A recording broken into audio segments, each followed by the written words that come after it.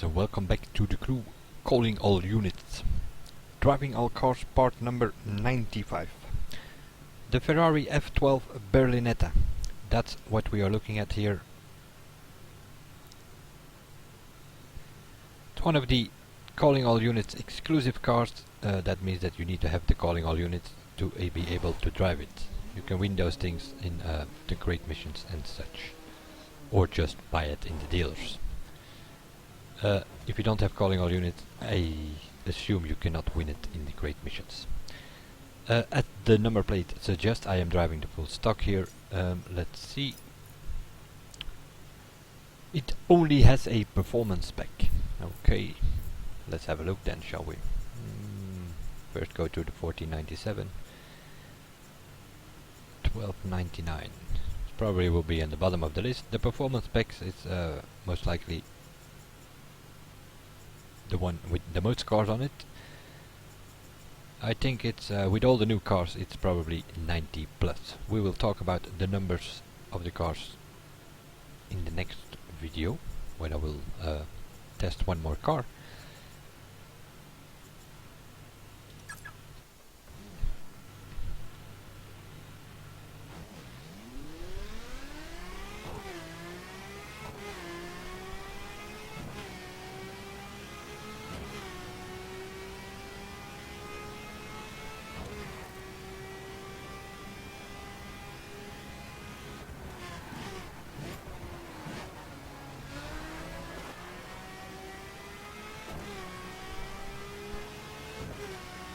It sounds a bit like, strangely, like La Ferrari, those things, 458.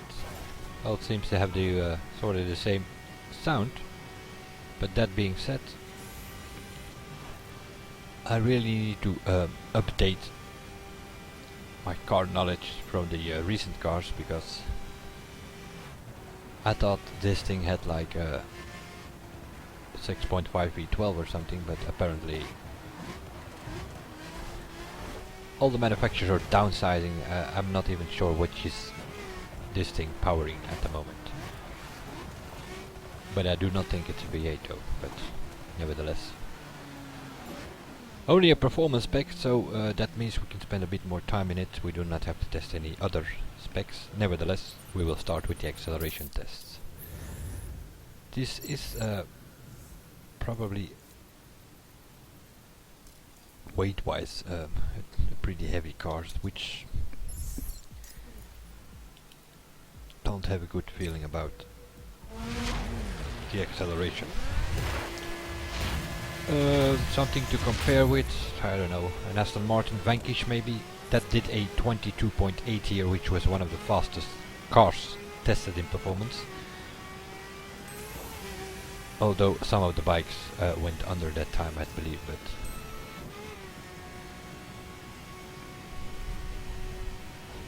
and of course the Huayra went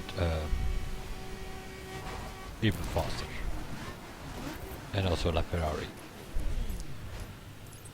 23.1 is above average, but there are many performance specs all within the 23 second region. Low 23s, high 23s. This one is a low one though, and that means that it's going towards 22 seconds. And so that means that the acceleration, especially for a car, for a long time when I was doing this series, the Aston Vanquish was with 22.8 was the fastest for a long time, but later on it's been improved by La Ferrari and the Huayra, but so a 23.1 is only 3/10 away from that Aston. So yeah, above average for sure the acceleration. Couldn't even call it a plus with as many performance specs as there are in this game. Many of them do a high 23, even a 24, some of them. Top speed wise, it's a Ferrari, it should be good. Performance specs, we are looking for something around 410, 4 and 5, 4 and 10, if you can reach that. Just in a solo run, although I'm coming to the downhill thing now here. Beginning of this series I just tested them on the handling track that I always do, and tested the top speed at the end there, but kinda depends on the bumps how you come out of those corners, how much speed you're gonna get there. So pretty stable on the jumps apparently. See, and I just took one there, but I don't think it is faultless though. I've been hanging out a bit with it in Las Vegas, no, in Los Angeles, and that wasn't the best idea. Can't exactly remember what it is. 375 in 7th gear. Kinda wondering, does it have 8 gears? It's doing 400, but yeah, it will go over 400 because I hit a car there just at the point where I was about to get some speed.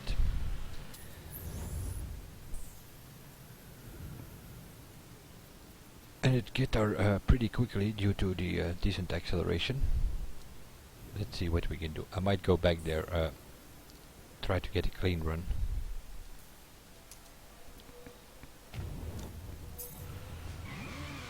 So top speed will be decent. It won't. It's not gonna beat La Ferrari or Huayra, or that would surprise me. Or the Hurricane. I still need to test the Hurricane in performance, but it's already. Some say that it's the fastest in performance now. It definitely is in circuit spec because it can do over 460 kilometers an hour, which is even faster than the Ninja bike. That being said, we have used it with our team in the speed trap, and it's not as easy to reach 460 with the Hurricane as with the Ninja, so on some tracks the Ninja will still be the best.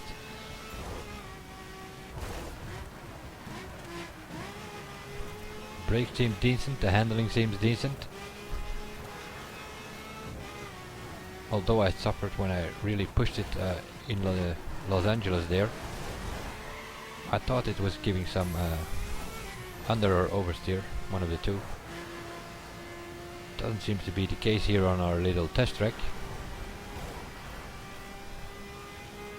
The understeer corner. Yeah, it goes to the outside though. Although, not that bad. Had to slow down but not really hit the brakes like I had to do with some of the cars. The bumpy corner. Pretty smooth through it.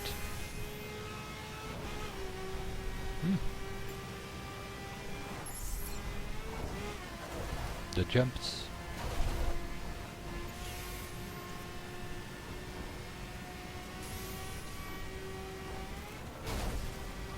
A bit unstable though on landing, but see on the big one here. Yeah. Suspension might be an issue. And top speed as well, I think. 384 was not. Brakes are good.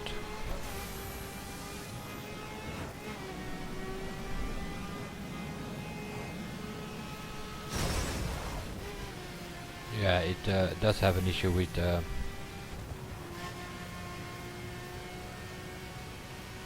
surfaces like that, I think.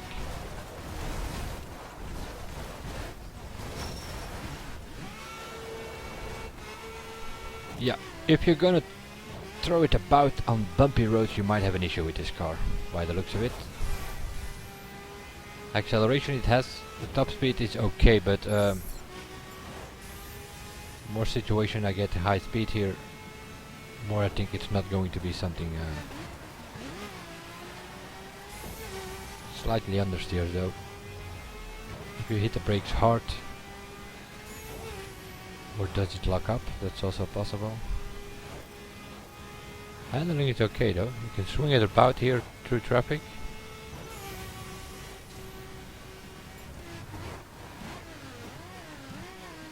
Doesn't lock the wheels if you hit the brakes.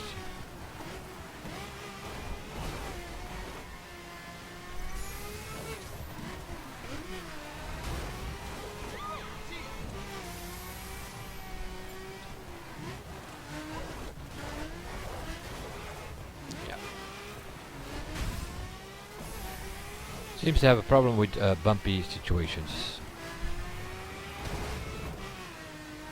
Pulls you out of the corner because of it has a good acceleration, but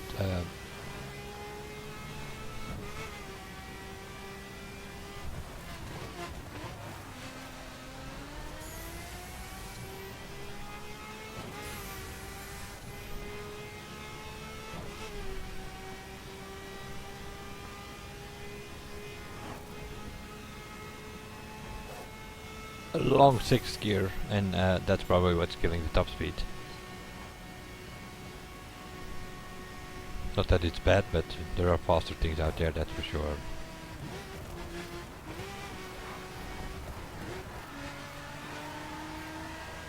Some power sliding.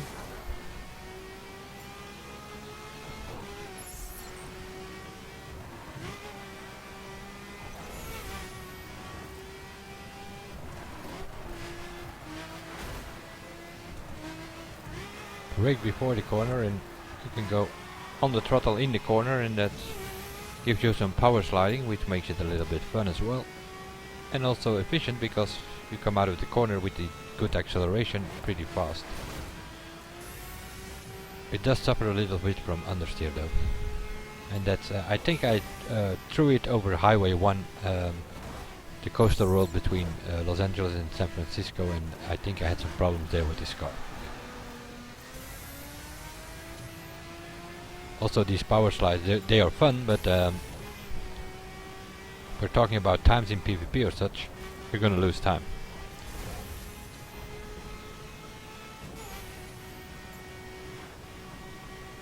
Let's see what we can do here. 360.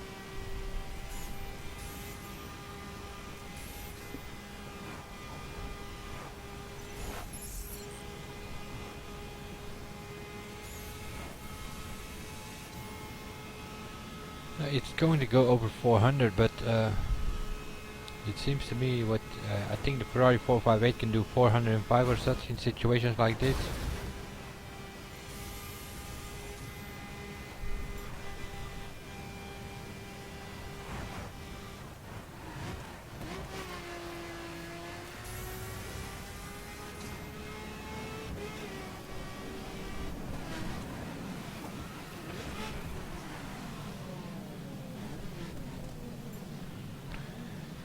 Yep, I definitely like the handling on this car, although it might surprise you, especially surprise you in a bad way, that is. On bumpy roads it's not that good, so it doesn't like bumps, that is for sure. It throws the car in some kind of direction and you sort of have to anticipate on it, but of course you can't know where it's gonna go. It's one of those again. But other than that, acceleration is good, the handling is good. I'm not so sure about the top speed though, and it definitely doesn't like bumpy roads. But pretty decent car to have some fun with in free drive and drive around in, that is for sure. I will see you guys in the next one, and bye for now.